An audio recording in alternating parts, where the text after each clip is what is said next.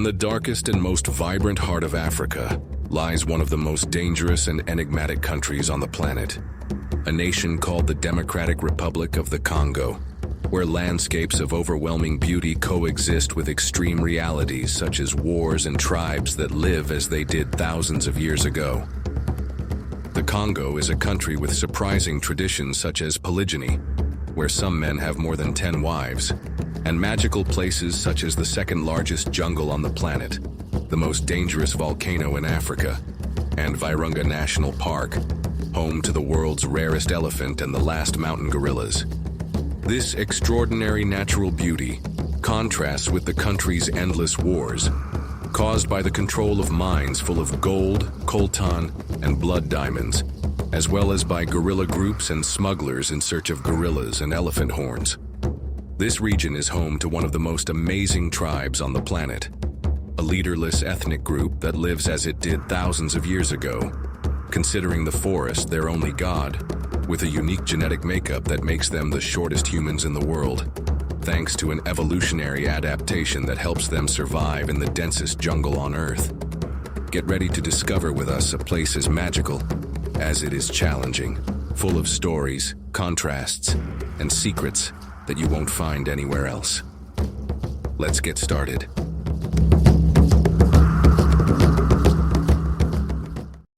In the darkest and most vibrant heart of Africa, hidden in the density of the second largest jungle on the planet, lies the Democratic Republic of Congo, one of the most dangerous and enigmatic countries on the planet, due to realities that you are about to discover. This vast territory is bordered to the north by the Central African Republic and South Sudan, to the east by Uganda, Rwanda, Burundi, and Tanzania, to the south by Zambia and Angola, and to the west by the Republic of the Congo and the Atlantic Ocean. Although it is one of the largest countries on the continent, with an area similar to that of Spain and France combined, its population is just over 80 million, which means that there are huge wilderness areas and almost virgin forests where ancient tribes still live, as they did thousands of years ago. The country's name has deep roots. Congo comes from the Congo Kingdom, an ancient African empire that flourished in the region for centuries. The word Congo means near the water in the Bantu languages, a perfect name for a territory crossed by the mighty Congo River, the second longest and largest river in Africa, and one of the most important in the world, which feeds and gives life to these lands and tribes. The recent history of the Congo is marked by European colonization, first under the rule of King Leopold II of Belgium, who brutally exploited its resources and population during the 15th century until the early 20th century, leaving deep scars. After independence, the country has experienced decades of internal conflict and struggles for control of its immense natural wealth. These riches are not only found in nature or animals, but also in minerals of incalculable value, including gold, coltan, and diamonds, which, due to their link to armed conflict, are sadly known as blood diamonds. The struggle for control of these mines has led to prolonged wars and suffering. But without these minerals, modern technology, from the phone or computer you are watching this documentary on to vehicles and machines, would not exist, something you will soon understand in more detail. But before we delve into these conflicts, it is important to get to know the people who inhabit these lands. Beyond the large cities such as Kinshasa, the capital and largest city with more than 11 million inhabitants, the Congo is dotted with remote villages and hamlets, many located on the banks of the majestic Congo River, which is not only vital for life but also a place of legends and mysteries. The tribes of the Congo have astonishingly diverse cultures and languages. That is why more than 200 languages are spoken throughout the country, reflecting an immense and fragmented cultural wealth. Although French is the official language, the main local languages, Lingala, Swahili, Kikongo, and Chiluba, are spoken by millions, each with its own traditions, stories, and ways of understanding the world. Among the Congo's most amazing natural treasures, outside the famous Virunga Park, is the Yangambi Biosphere Reserve. This place holds a vital part of the rainforest, home to unique and largely unknown biodiversity, where science continues to discover new species and almost untouched ecosystems. This forest is also home to the world's rarest elephant, the pygmy elephant, a subspecies of the African forest elephant. Smaller than its savanna relatives with rounded ears and thin tusks, this elephant has evolved to move nimbly among the trees and dense vegetation. Interestingly, this pygmy elephant has adapted to its environment in the same way as the country's most enigmatic tribe, which bears its name, the Mbuti pygmies. Strange as it may seem, short stature is key to survival in this dense jungle, a fact that we will understand in more detail in the final part of this documentary when you meet the Mbuti pygmy tribe. As you can see, this country is as wild as it is dangerous, and many of these dangers are hidden in one of the most famous and beautiful parks in the world, Virunga National Park. Founded in 1925, Virunga is the oldest national park in Africa and was declared a World Heritage Site by UNESCO. It was created with a clear objective: to protect mountain gorillas, creatures that today represent one of the most valuable natural treasures on the planet. Over time, Virunga's ecological importance has grown, making it a refuge for many other species. This park is not only notable for its biodiversity, but also for its unique geology. Here you will find active volcanoes such as Mount d.r.congo, known as the most dangerous volcano in Africa. d.r.congo is famous for its lava lake, a spectacle that looks like something straight out of hell itself. What makes it so special is the fluidity of its lava, which can descend its slopes at speeds of over 100 kilometers per hour. This volcano has erupted several times in recent decades, with recent events such as the one in 2021 causing mass evacuations in nearby areas. But without a doubt, what makes Virunga especially famous is that it is home to the last mountain gorillas. Only about 1,000 remain in the world, and this park is one of the last 3 refuges, along with Uganda and Rwanda. Seeing these gorillas in their natural habitat is a wild and unique experience, combining beauty, risk, and a deep connection with nature. These animals face great dangers, from the destruction of their habitat to the constant threat of poaching, which has dramatically reduced their numbers. The conservation of these gorillas is a race against time, and an effort that involves scientists, park rangers, and local communities. In addition to gorillas, Virunga is a sanctuary for impressive biodiversity. Elephants, hippos, chimpanzees, okapis, leopards, buffalo, and many other species live here. The habitats within Virunga are amazing, with tropical rainforests, volcanic lakes, open savannas, and even frozen glaciers in the higher elevations. But this idyllic place is not without danger, as the park is a hotspot where militias and rebel groups frequently operate. In the last 2 decades, more than 200 rangers have lost their lives protecting this natural gem, a sacrifice that makes these rangers true environmental heroes. The courage and dedication of these protectors has been recognized worldwide, even with a documentary titled Virunga, produced in 2014 by Leonardo DiCaprio and nominated for an Oscar.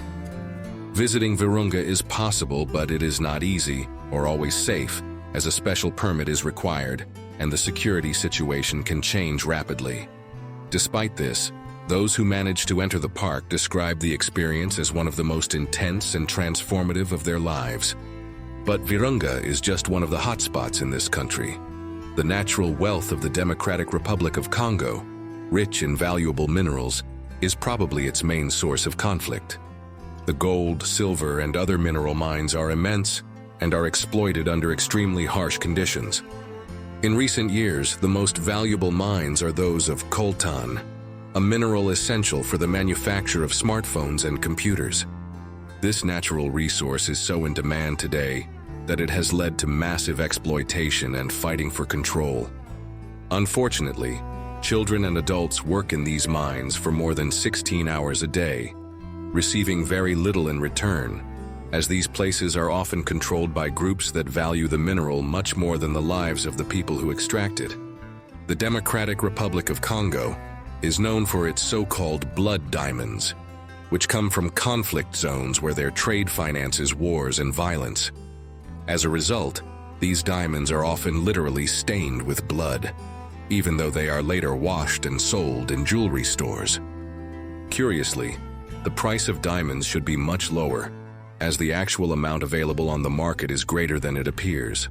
However, some powerful countries keep their value artificially high by storing large quantities of these minerals in huge deposits located in cities such as Antwerp, Belgium, one of the world's diamond trading centers, as well as in other industrialized countries. This control limits the supply that reaches the global market, raising its price and making something more valuable than it should be. This manipulation of the market not only inflates the price of diamonds, but worse still, it fuels tensions in the region, hindering economic development and perpetuating conflicts, as those who control the mines and trade routes take advantage of this situation to maintain power and violence. This is one of the main reasons why such a beautiful and rich country can also be one of the most conflict-ridden on the planet. In the Democratic Republic of Congo, in addition to all this, many tribes with traditions very different from those we are accustomed to coexist. One of the most important and common social practices in several of these communities is polygyny, which allows some men to have several wives, sometimes more than 10. In this region, survival can be very difficult, so having several wives helps to ensure numerous offspring, which is vital for maintaining the strength and future of the community. In addition, multiple family relationships strengthen social ties and create support networks between different families, facilitating cooperation in daily tasks and the defense of the group. In many cases, polygyny also reflects a man's status and strength within the tribe, becoming a symbol of respect and power, as not all men can or want to have multiple wives. At this point in the documentary, and before meeting the tribe with the smallest humans on the planet, we would like to ask you, could you handle multiple wives, or is one enough for you to survive? What do you think about the difficulties faced by children and families in this country? How do you think we could help change this? Pause the video and leave us your comments. You know that doing so is the best way to support Uncensored World, so that we can continue working every week to bring you content as interesting as this. So, thank you. Beyond these customs, what is truly surprising about these communities is their incredible ability to adapt to such a wild and challenging reality. And speaking of adaptation, it's time to meet a tribe that, over generations, has modified its genetics to survive in these extreme jungles. The Mbuti pygmy tribe, which has evolved just like the pygmy elephant you knew before. The Mbuti are one of the oldest ethnic groups in sub-Saharan Africa. They inhabit the tropical forest of Ituri, a remote area in the northeast of the Democratic Republic of Congo. They are known for their short stature, hence the term pygmy, which comes from the ancient Greek pygmaios, meaning a fist's length, or short in stature. But beyond that, their ancestral, nomadic way of life, deeply connected to the forest, makes them special. The Mbuti pygmies consider the forest sacred, a living, protective entity that defines every aspect of their existence. Unlike many societies, the Mbuti do not farm or raise animals. They survive by hunting, gathering fruit and honey, and fishing, just as their ancestors did thousands of years ago. This way of life, without dependence on agriculture or livestock, is virtually unique in the modern world.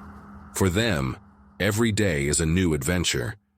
They have no clocks and do not know stress, as living in the present is so fundamental to them that if they worried too much, they would probably have more difficulty hunting and therefore surviving. Their social organization is equally surprising. The Mbuti have no permanent chiefs or supreme leaders. Mbuti society is egalitarian and horizontal, something extremely rare. Important decisions are made as a group, and anyone, whether male, female, young, or old, can have a say. This structure has been studied by anthropologists as an almost unique example of pre-state human organization. For these pygmies, the jungle, which they call Molimo, is a god they consider to be alive. They do not worship idols or build temples. The jungle is their religion. When misfortune strikes, they believe that the forest has been offended, and to restore balance, they perform a ritual called molimo. This nighttime ceremony, filled with songs and sounds emitted by a long wooden horn, seeks to awaken the forest so that it will once again protect them. Intimate life in their Mbuti culture is also surprising, as it does not follow the norms of many other societies. Sexuality is not taboo for them, and young people begin relationships before marriage, considering it a natural part of growing up. There are even love houses where teenagers meet freely. From the outside, this may seem controversial, but within their culture, this practice fulfills a social role of learning, with clear rules and boundaries. One of their most extraordinary characteristics is their singing, as they practice improvised polyphony, in which up to 8 or more voices intertwine without a clear leader, reflecting their egalitarian social structure. Everyone contributes to the harmony, and the result is a collective sound that is unique in the world. But what strikes anyone who meets them most is their short stature, as the Mbuti of the Congo are considered the shortest humans on the planet. Men average around 1.45 meters tall, and women around 1.35 meters. In some more isolated communities, the average male height drops to as low as 1.38 meters. To put this into perspective, that is roughly the height of a 10-year-old boy or girl, and the most extraordinary thing is that, although they are short, their bodies respect human proportions and symmetries, being simply humans in miniature. That is why among the pygmies, this characteristic has nothing to do with dwarfism, but is a perfectly healthy and evolutionary adaptation. The most widely accepted explanation is that this short stature is an evolutionary trait that allows them to survive better in the dense jungle. A small size makes it easier to move through thick vegetation without difficulty. In addition, their metabolism is slower, allowing them to survive on the limited resources offered by the jungle.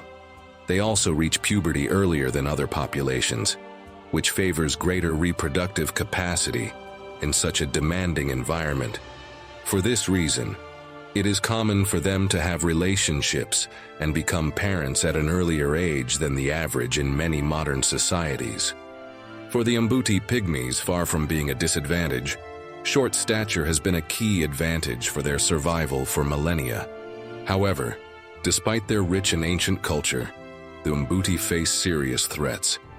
Because of their height and ancestral way of life, they are often victims of extreme discrimination within their own country, where many consider them second-class citizens.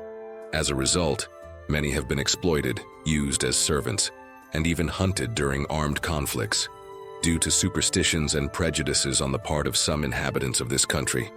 For this reason, and due to the difficulty of surviving in one of the most hostile environments on the planet, their culture is on the brink of collapse. Massive deforestation is destroying their natural habitat and sources of livelihood, while forced displacement is driving them away from their ancestral lands. Social pressure and rejection are also pushing them to abandon their traditional way of life. Such a loss would jeopardize one of the oldest and most fascinating human cultures in the world, as you have discovered.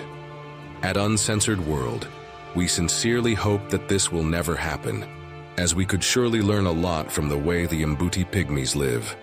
If you like it, don't forget to subscribe to our channel. As you can see, here you can discover the world like nowhere else. And if you've made it this far, you're probably interested in knowing how to visit this incredible country. That's why we at Uncensored World have done some thorough research to tell you how to get there and enjoy the Democratic Republic of Congo to the fullest. To travel from America or Europe, the most common way is to fly to Kinshasa, the capital, which has international connections mainly through flights from Brussels or Paris. From America, you will usually have to stop over in one of these European cities or in Addis Ababa, which can make the journey a little long, but it is the most accessible route. To enter the country, most travelers will need a visa, which must be obtained in advance from consulates or embassies. The process can be somewhat bureaucratic, and it is important to have all your documents in order. including a yellow fever vaccination certificate. The cost of the visa varies depending on your nationality, but is generally between $100 and $150, although it is advisable to check with the embassy before traveling. As for expenses within the country, the Democratic Republic of Congo is one of the most affordable destinations in Africa. Dinner for two at a mid-range restaurant can cost between $10 and $20, and staying in a mid-range hotel is usually in the range of $30 to $50 per night, depending on the city and amenities. This is partly due to the low tourist infrastructure and the overall cost of living locally. It is essential to bear in mind that, in such a wild and often dangerous country, safety is paramount. Therefore, to travel with peace of mind, it is best to always do so with professional local guides and reputable tour agencies who know the region well. Planning your trip in advance and staying informed about the political and health situation is key to avoiding problems. If your main interest is visiting Virunga National Park, access is regulated and requires special permits that are obtained through the park office or authorized agencies. Guided tours include trekking to see mountain gorillas, which is a unique experience but relatively expensive, costing around $400 per person for admission and a trekking guide. There are also options for staying in camps inside or near the park. At Uncensored World, we hope this video has helped you discover the Democratic Republic of Congo, a country that is as wild as it is extraordinary. If so, don't hesitate to leave us a like and a comment. It's the best way to help us continue working every week to bring you more interesting content like this. Or like this video, which you can watch now, to discover another of the most mysterious and beautiful places on Earth. Click on it, you're going to enjoy it.